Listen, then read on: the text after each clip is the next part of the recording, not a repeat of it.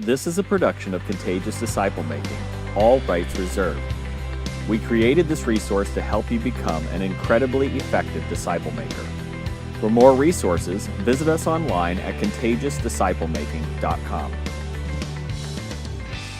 Good morning and welcome to God is on the Move, an introduction to Contagious Disciple Making webinar series. This is a bonus recording, so I want to welcome you to the first of two bonus recordings that are included with your purchase of the Introduction to Contagious Disciple Making webinar series. Super glad to have you here today listening to this webinar, and I know that the bonus recordings are just going to make the webinar training series just come alive in a whole different way because they help frame the context of what we'll be able to do.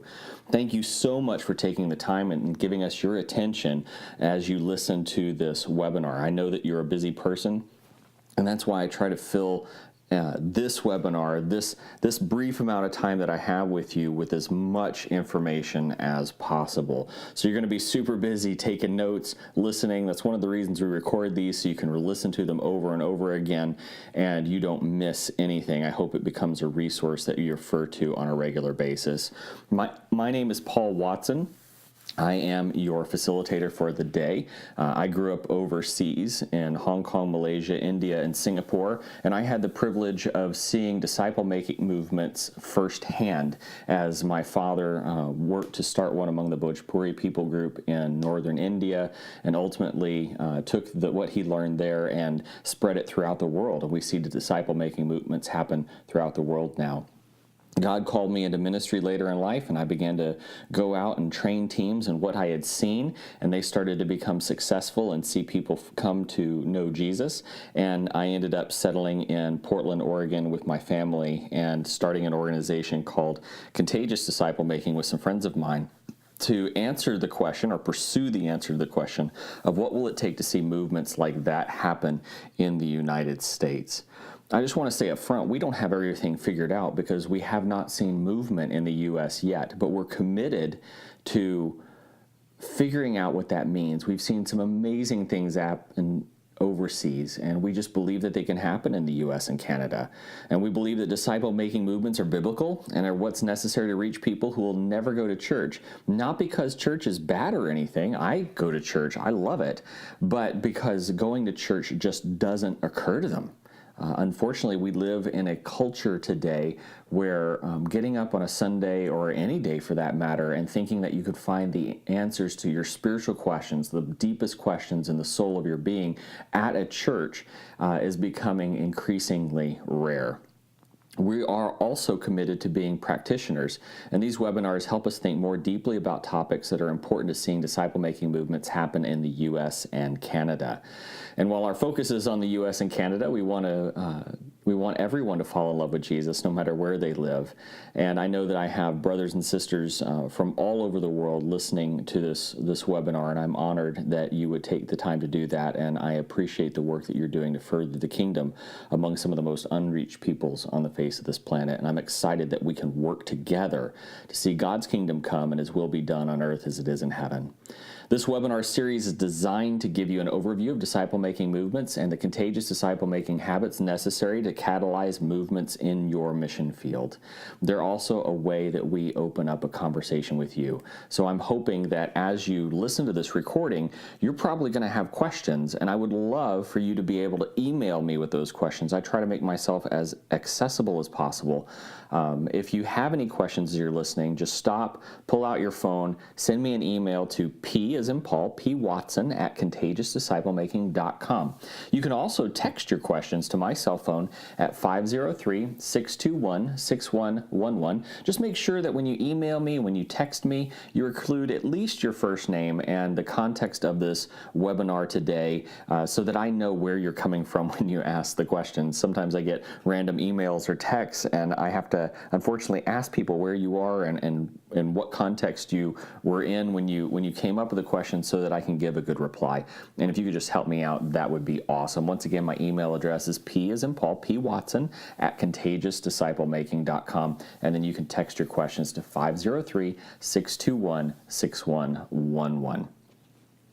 So the name of this segment, this is a bonus segment for our webinar, is called God is on the Move. And I really wanted to set up the context of what we're talking about, but putting it in a framework of what God is doing around the world. So I'm going to tell a lot of stories during this, and then the stories are going to lead us to a challenge. And I think the challenge is going to resonate with your heart because it's the reason that all of us are here. So I'm ready to go ahead and get started. As I said before, I grew up overseas in the mission field. In 1985, I left the United States when my parents became foreign missionaries. They originally deployed with what was known as the Foreign Mission Board with Southern Baptist and what is now known as the International Mission Board. So I was 7 when we left, and I didn't come back to the United States except for a few short visits until I was 18. So I didn't return to the United States until 1996 to live. And my mother, in all of those times of transition, because we ended up living in Hong Kong, Malaysia, India, Singapore. In Malaysia, we were under house arrest for working with Muslim background peoples for a while. We were kicked out of Malaysia. We went to India, and which was great. And the Gulf War happened, and we lost our visa there, and we were kicked out of India and landed ultimately in Singapore. I think there was a couple of years there we were moved over 20 times if you counted hotel rooms that we had to stay in, apartments, flats, houses, and things like that, just because we were transitioning all the time.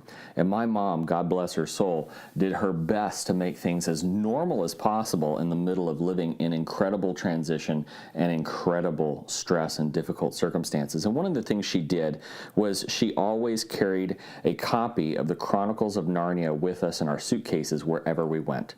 We packed all of our earthly belongings for a long time into 5 hard-shelled Delsey suitcases. And so space was a premium. And one of the things that we did is that collection of the Chronicles of Narnia went with us wherever we went, and Mom every night would sit down and read to us. And so, I got to know Mr. Tumnus and the Beaver very well, and from early on, I envisioned God much in the same way that C.S. Lewis portrayed him in his character of Aslan in the Chronicles of Narnia. One of my favorite Chronicles of Narnia is, of course, The Lion, the Witch, and the Wardrobe. And my favorite story in there is of the time where Lucy entered into the wardrobe, and she finally convinced her brothers and sisters to join him there. And they got into a snow-filled land in the middle of this place, and they realized that Lucy was right, and they wondered what to do next. And she wanted to introduce them to her friend, Mr. Tumnus. And so they went to Mr. Tumnus's apartment or house, if you will. And when they got there, the whole place was in shambles. The door had been broken, tables were overturned, and there was a note with a dagger driven through it, pinning it to the wall, saying that Mr. Tumnus had been arrested for treason on order of the White Witch. And of course, Lucy and Peter and Edmund and Susan were all sitting around outside the Mr. Tumnus's house wondering what they were to do next, because here they were in this fantastical world, and it looked like that it was a strange and dangerous and scary place. And as they were trying to figure out what to do, a beaver waved to them from the outskirts of the forest. And they went over and they talked to the beaver. He pulled them in, and he ended up showing Lucy a handkerchief and letting her know that he was a friend of Mr. Tumnus. And they kind of asked what's going on, and he explained what was happening. And he just outlined everything, and it just sounded hopeless, and the children were beginning to feel so afraid. And then all of a sudden Beaver goes, "But never you mind, because Aslan is on the move. Perhaps he's already landed." And he starts to tell them about the prophecy and how the world is going to be different. And then it says, C.S. Lewis says, in that moment, each of the children were filled with a unique emotion. That Peter, the oldest, was filled with courage and bravery, and that Edmund, the traitor, was filled with shame and fear. That Susan, the oldest daughter, felt like she had just finished listening to the most beautiful symphony on the planet, and Lucy, the youngest, felt like she'd woken up on the first day of holidays to realize that exams were over. You see, what I love about that moment is what Beaver said, is that Aslan is on the move. And as I listen to stories of movements around the planet, you and I know that Aslan is just a metaphor, an allegory for God. And as I hear these stories, I just know that God is on the move. It reminds me of a story of a missionary working in northern India in the villages before movement ever really broke out. These were the days where the missionary had to go into the actual village and walk. And so that he would take a bus as far as the bus would take him, and a car or a jeep as far as the jeep would take him. And he would take the donkey as far as the donkey would take him, and then he would walk. And in most of these cases, he would come to these villages, and they had never seen a white person in their whole lives.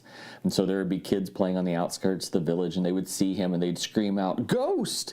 And they would run away because they thought he was a ghost, because nobody was that pale. And the missionary would sit on the outskirts of the village on a rock and just wait.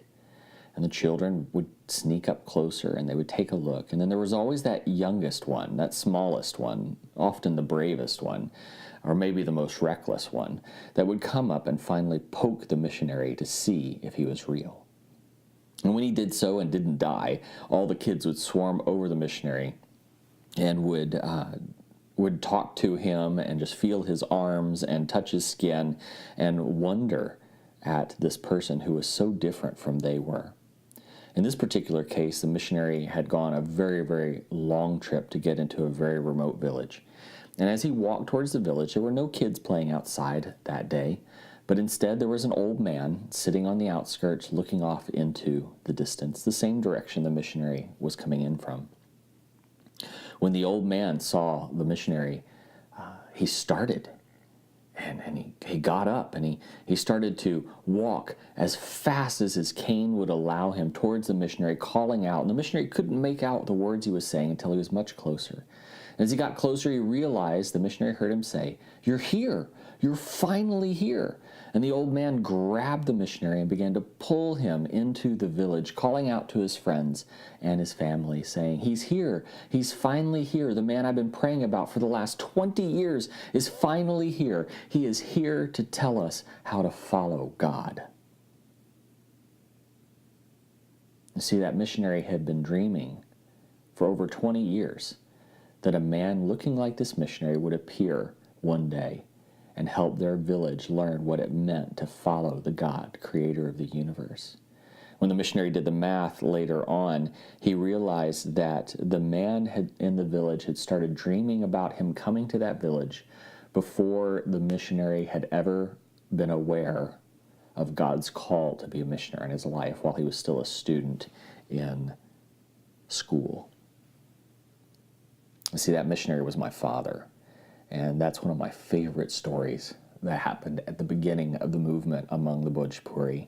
In 18 years of ministry and the work that began in villages like that one, they saw it go from a people group where only 1,000 believers and 27 churches for 180 million people. They saw it grow from that small place into now there's over 80,000 churches and over 2 million baptized believers among the Bhojpuri. And they've grown to a place where they send missionaries out into the world to help people find and follow Jesus and start movements the same way that they did. You see, stuff like that only happens if God is on the move. You know, we come up with systems, and you're going to hear a lot of training about, and most of the trainings that we get into, it's about what is our part in joining what God does. And it sounds like a lot, but once you jump into the rhythms of living, it's really not. And it's a lot of hard work, but it's very simple. But in reality, we've got to realize that the people of this world have been on God's heart since the beginning of time. And He loves them. And He wants them to come to know Him. And that we are really just participants in what God is doing. Important participants, because for whatever reason, He wrote us into the story. He made us key players in the story of what He is doing. He wants us to be involved. But make no mistake that we are joining Him in His movement. And He takes our little offerings of 5 loaves and 2 fish and compounds them and makes them bigger than we could ever imagine. Often I am asked about movements all over the place, and I'm often reminded of this story of two disciple makers in Africa. These were indigenous Africans who had come to know Christ and were going from village to village in their area, finding persons of peace and helping them fall in love with Jesus, starting disciple-making groups, discovery groups, and helping them multiply throughout the village and helping people see Jesus the way he was and the way he is. So in this particular case, these two disciple makers went into a village, and as we teach them, they went straight to the elders and they introduced themselves and they had a good conversation. And the elders, as is the custom, invited them to the evening meal, and they sat down and they began to talk and they began to visit, and the disciple makers began to see if there were any needs in the village that could be met and those kind of things. And in the course of the conversation, the village elders realized, and this being a Muslim village, the village elders realized that these two disciple makers were Christians. And they stopped the meal and they said, "Come with us." And they took them to the outskirts of the village and to a place where they could overlook a field. They said, "Do you see those two mounds in the field?" And the disciple makers looked down, and sure enough, there were two mounds almost at their feet. They said, "Yes." They said, "That's where we buried the last Christians that came here and tried to convert us. Do you see the empty space next to them?" And the two disciple makers said, "Yes." I said, "That's what we'll do to you if you try to make us Christians. Do you understand?" And the two disciple makers swallowed and nodded, and they said, "We understand." And the village elder said, "Great, come back in, let's finish dinner." So they all walked back into dinner, and I don't know about you, but I don't know how to recover from something like that, right? All I could think about is trying not to get myself killed, but these two brave men, disciple makers at the core, pressed forward, and they said, if we could only find a point of need where that we could meet and connect with these people, then they could see Jesus instead of seeing the Christianity that they think represents who he is. And I don't know how this came up in polite conversation, but as they pursued this conversation, it came up that none of the men in this Muslim village had been circumcised, which meant they were all in violation of Muslim law, and their status, their ability to enter heaven was in jeopardy according to that law. And no one in the village knew how to do it, and I don't blame them. No one wanted to try. And then no one in the other villages and larger villages would come and help them. And so they were helpless. They were stuck, and they were afraid for their souls and the souls of their children. The two disciple makers looked at the village elders and they said, "Well, we can help you with that." And the elders were like, "Well, you know how to do circumcisions?" And the disciple makers are like, "No, we don't know how to do circumcisions, but we can get a team together and they can come to this village and they can help you do that because it's important to you." And the elders were shocked that two Christians would do that. And they finished the meal, and the two disciple makers went on, and they assembled a medical team, and they came back to that village, and they performed over 100 circumcisions, every male in the village, from the oldest to the youngest. And at the end of all of that, I'm sure after they'd had some time to heal, the village elder hobbled his way to the two disciple makers, and he says, "You as Christians, as followers of Jesus, have done something for us that not even our Muslim brothers and sisters from around the world would help us do. If you want, we will set a hut aside for you to come and read your scriptures with people who want to hear." You see, because those disciple makers didn't run away, because they were willing to meet people at their point of need, it created an opportunity that broke through prejudice, broke through past experience, broke through years of storytelling that portrayed Christians and Jesus in the worst possible light, and allowed the love of Christ to break through. Over the last 12 years, disciple-making movements have spread throughout Africa, resulting in about 30,000 new churches and over 1 million baptisms. A friend and colleague of mine, Jerry Trousdale, wrote a book called Miraculous Movements, How Hundreds of Thousands of Muslims Are Falling in Love with Jesus Christ. It's available on Amazon and Barnes & Noble and for download or for paper copy. It's been translated into many languages all over the world. But you can read more stories about what God is doing among Muslim peoples in that book, and I highly recommend it. But the bottom line of this all is that it's just one more story of how God is on the move. He's not just on the move in India, but he's also on the move in Africa. And we're seeing lots and lots of people fall in love with him. And we're seeing lots and lots of families fall in love with him. And we're seeing whole villages fall in love with him and choose to give their lives to him and be baptized. We're seeing new churches being started. And it can only happen because God is on the move. Because he cares for his people. He cares for them deeply. Another one of my favorite stories comes from Indonesia, with a friend of mine who's been working there for years. I think he measures his ministry experience in malaria more than he does his years, and even then he's lost count of how many times he's had malaria working in the back villages in some of the deepest parts of the jungle, most remote parts of the jungle, helping them come to know Jesus. One day, he got a phone call out of the blue, and it was the owner of the local bordello, a house of prostitution, a house of ill repute, if have you. And he had a strange request. He said, I know that you're a holy man and that God listens to you. You have that reputation among our people. And my girls are getting sick, and nothing that we've tried is helping them become better. Would you come and pray over them that they would get better and be healed? Well, obviously that was an unusual request that put him in a bit of a quandary. And so the disciple maker, my friend, was very wise, and he got off the phone and he told the guy, he says, I tell you what, I'll talk to my wife and I'll give you a call back. And so he went and he talked to his wife. His wife was a jungle nurse. She'd not really received any formal nursing training, but she was committed to helping people live cleaner lives and doing what she could with what she could get to help people. And she'd saved lots of lives. And they prayed about it and they thought together and they said, you know what? How else are these ladies going to be able to hear of the gospel of Jesus Christ if we don't go in and share these stories? And so they would call the owner of the bordello back, and they set up a time when they would go to this house of ill repute. And they got there, and you've got to realize that these are the first men and women that these ladies had ever talked to that didn't want something from them, that weren't paying for their service, that weren't continuing to enslave them.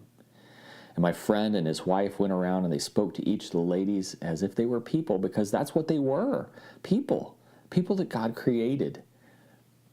And his wife would go in and ask him questions and help him learn things that they could do to be more clean. And then my friend ended up praying over each of the ladies and asking God to keep them safe, to heal them, to make them aware of his presence. He didn't pray that God would bless the business. That would be too far. But he prayed for them as people. At the end, he looked at the owner of the local bordello, the owner of the man who kept those ladies, and he said, do you mind if I come back next week? And they were ecstatic to have someone talk to them. And they all said, yes, please come back. And so my friend and his wife went back the next week and the next week. And finally he looked at the owner of the bordello and he said, do you mind if while I'm here I share some stories from the Holy Book? And the owner was like, yes, please do, because now they were building up this friendship. And they would share the stories. And as part of the stories, we always ask several questions. What do you believe about God? What does this story tell us about God? What does it tell us about people? And if you believed it was true, what difference would it make in your life? And then who do you know that you could share this with? Well, interestingly enough, those ladies, they didn't interact with people outside of the bordello, outside of each other, and outside of their clientele. And so the only people they had to share these stories with were the men who came and paid for their services, the men who enslaved them. And so at the end of conducting business for the evening, each lady would stop and tell the man as he was getting dressed and say, I heard an interesting story today and I'm going to share it with you. And she would share the story, and the man would go back home and sit down for dinner with his family and say, while I was out today, I heard an interesting story. And he shared it with his family. And it went on like that for several weeks. maybe even months. And then one day, all of those ladies, almost at the same time, woke up, and they realized that they had fallen in love with Jesus, and that they couldn't be prostitutes anymore. Not just them, but also the owner of the bordello. And so seemingly overnight, the doors of the bordello closed forever, and they opened up on the house of God. Men and women who would celebrate Jesus together in that place. But even more spectacular, perhaps, was the fact that the men who used to be their clients also fell in love with Jesus. They were reconciled with their families, and now they went to that place, the place that represented enslavement. And they worshiped God alongside the very women they used to enslave. Now, I don't know about you, but only God can do that. Only God can change lives that way. Only His grace and forgiveness can permeate a place that was once evil and make it good. I just can't imagine what it would be like to be in that place.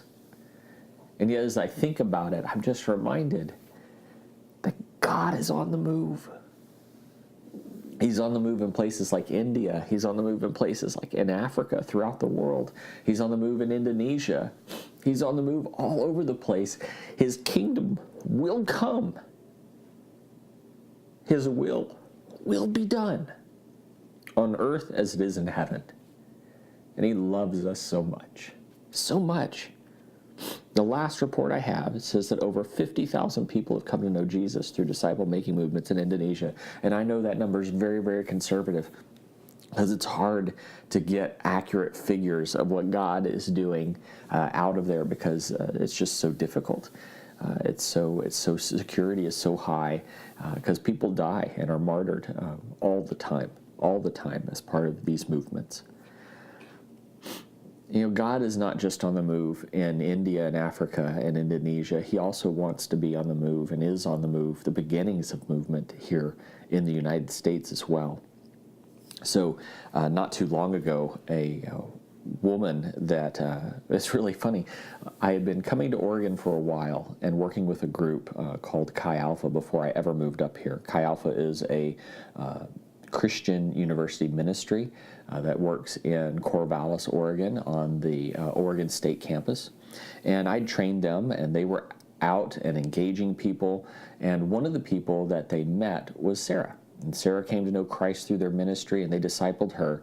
And one day I got a phone call from Sarah, and she says, you know, I've just finished my studies here at Oregon State, and I want to use my gap year, the year between my undergrad and my med school, to give back. And I'm going to be serving as part of the Chi Alpha team, and I'm raising funds. Would you come down and listen to my presentation? I said, sure, I'd be honored. So next time I was down in Corvallis, it's a bit of a drive, but next time I was down there, I sat down and had coffee with her. And she goes, do you know my story? And I'd heard bits and pieces, but never really together, and never from her. And so I said, no, not really. I know some things, but why don't you tell me? And she said, well, I came to this university from a long ways away, from the other side of the country, because I believe this is where I should go. And I was an incredible extrovert, very outgoing, and I came at a time where there were hardly any people. Additionally, I was kind of looking for answers to my spiritual questions. And so I decided that the best place to meet people and the best place to find those answers would be a church. And she was very unique, particularly in this part of the world, of the United States, to go to church like that. But she went to church, and she never really found one that she fit into. She tried several in a row. And finally, one day, she just cried out to a God that she didn't even know and said, if you're real, you're gonna have to do something, because I'm so lonely. I'm about to go home, and I don't know what to do to find you. And that night, when she went to bed, she had a dream. And in her dream, a woman came to the door of her dorm and knocked. When she answered the door, the woman came in, and she introduced herself and said, hi, I'm here to help you find God. And then Sarah woke up. she had a couple more churches on our list, I think, maybe just one.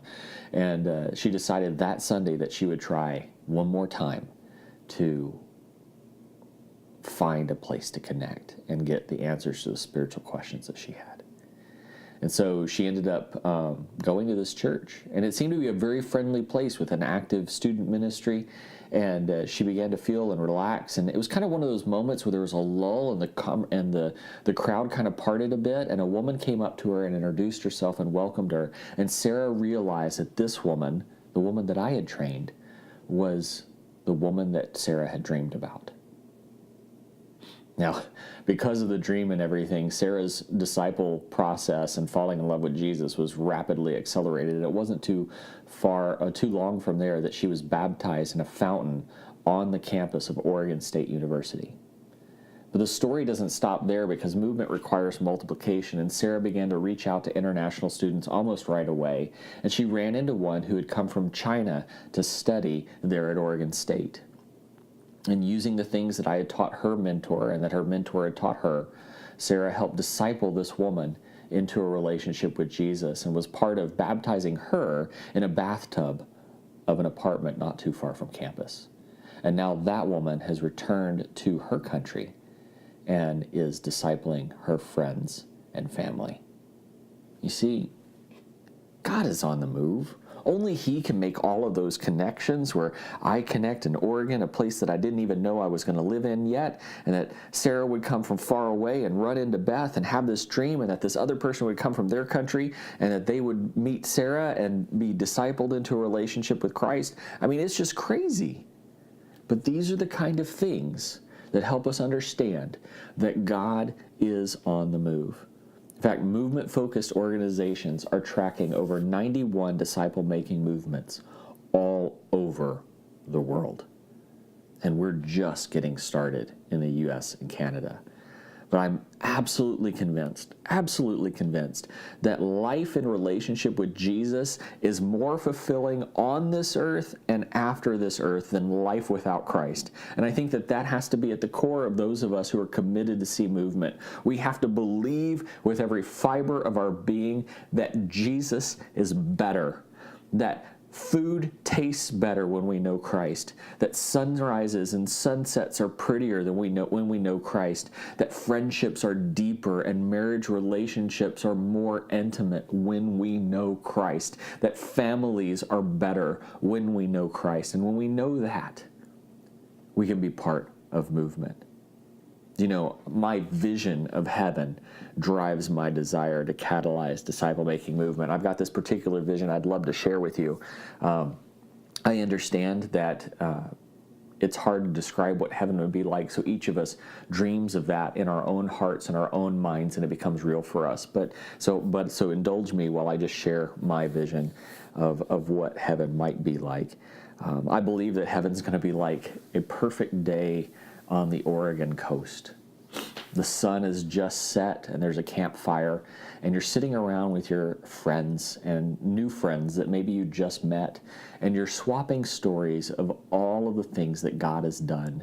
And it's just that moment where you can smell the marshmallows that have been roasted, even the marshmallows that might have burned, because that's part of the experience. You've enjoyed hot chocolate or a good cup of coffee, and you're just in that moment, that quiet stillness after sharing stories, where your heart feels completely content with everything.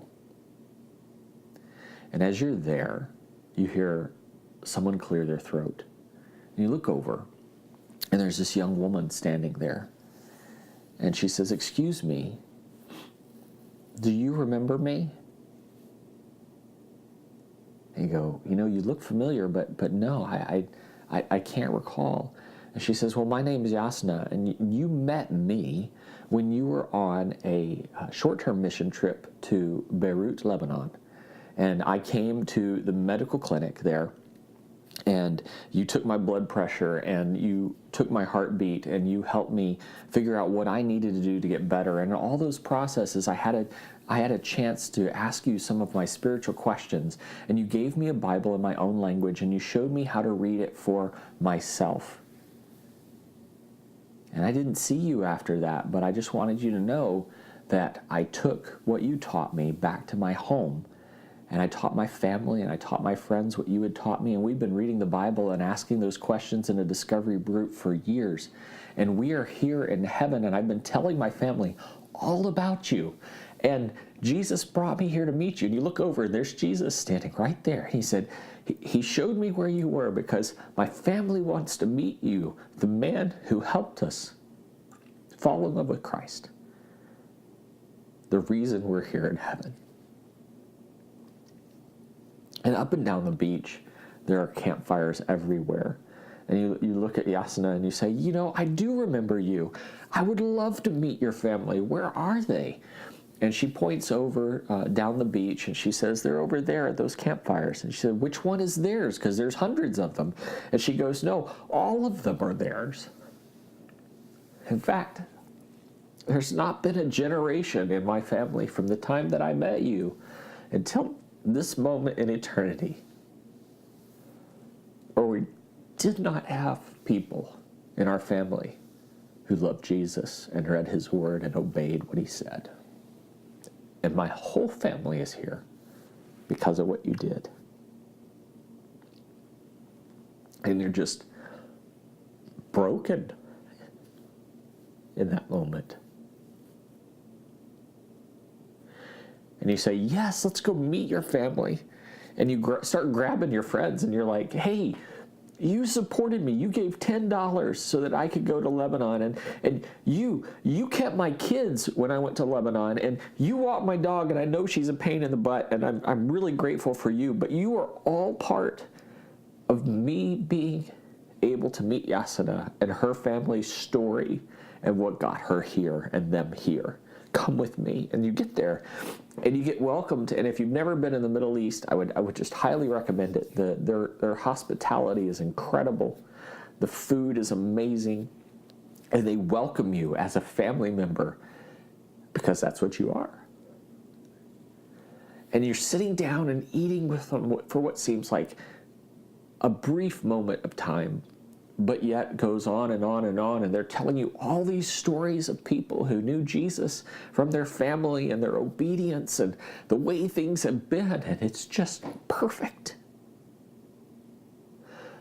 And all of a sudden, there's a lull in the conversation.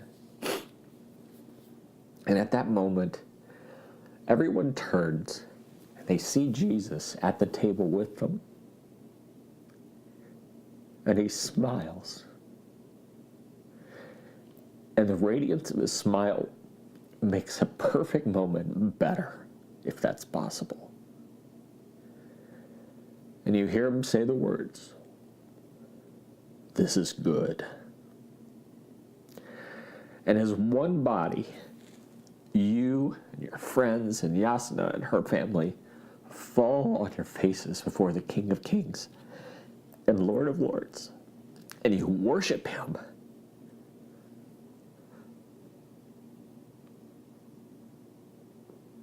Because only he could do something like that. See, God is on the move. But here's the thing, guys. God is on the move, and he expects us to move with him. And I don't know about you, but I'm pretty determined to enter heaven with as few regrets as humanly possible. You see, God doesn't want us to enter heaven with regrets. And in his grace, he gives us his commands so that when we face him in eternity, we don't have regrets. And the Great Commission was the command to join him in the greatest adventure that could ever be imagined. Let me read you that story. I'm sure that you know it very, very well, but starting Matthew chapter 28, starting in verse 16. Then the 11 disciples went to Galilee, to the mountain where Jesus had told them to go. When they saw him, they worshipped him, but some doubted. Then Jesus came to them and said, "All authority in heaven and on earth has been given to me. Therefore go and make disciples of all nations, baptizing them in the name of the Father and of the Son and of the Holy Spirit, and teaching them to obey everything I've commanded you. And surely I am with you to the very ends of the age." I have two favorite parts of that passage that might surprise you. The first one is in verse 17, where it says, they worshiped him, but some doubted. I love the fact that at that moment, God didn't separate the disciples into groups of people that worship and the group of people that doubted. Instead, he included them all together and gave him his commission. And what that tells me is that no matter what the doubts are in my heart, because sometimes they're so deep it's hard to root them out without the grace of Christ covering them, that no matter what the doubts are, he still, in his grace, commands me to be a part of the adventure because he doesn't want me to live and enter heaven with regret. And then, of course, the second one is the promise that he'll be with us always as we obey this passage. So the question, I think, before you and I, the question I want to frame this entire training season, or series with, is not, should we obey the Great Commission? Should we help people like Yasna fall in love with Jesus? Should we go to people and into places that are uncomfortable? Should we pursue movement? That's not the question that is before us. Instead, the question that is before us, because going is a command of God, making disciples is a command of God, the question is not should we, but the question is how. How are we going to participate in fulfilling the Great Commission and living in the greatest adventure known to man? What do we need to do to be a part of disciple-making movements and live a life and enter into heaven with no regrets? See, I want to populate heaven with friends. I want to be able to get there and see people and have me introduce them to have them introduce me to their friends. And I want to sit there and hear their stories of the greatness of our God for all eternity. All eternity. And I don't want to sit there around the campfire and think of the people that I should have talked to.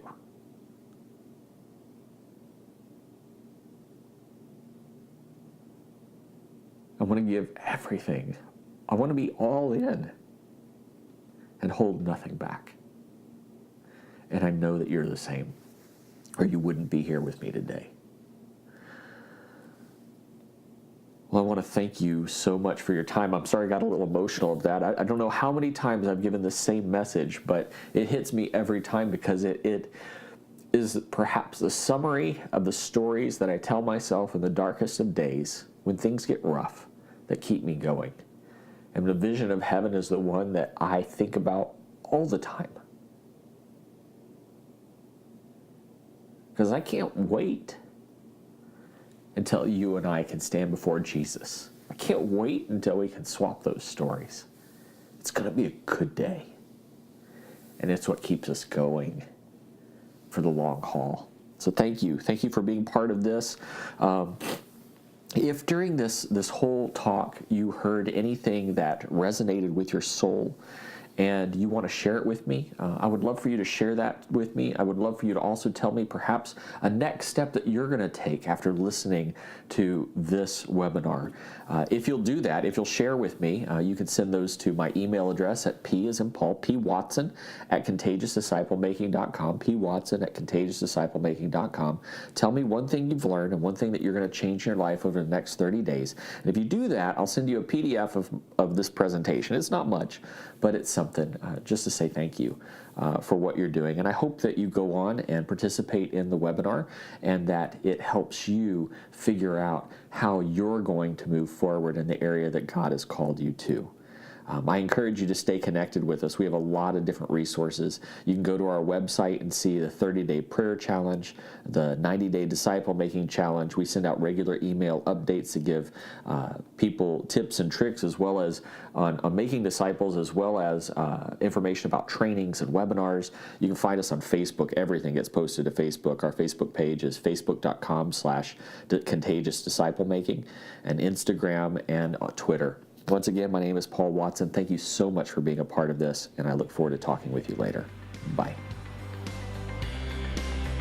You can stay up to date on Contagious Disciple Making webinars, training, and resources by following us on our Facebook page at facebook.com/contagiousdisciplemaking.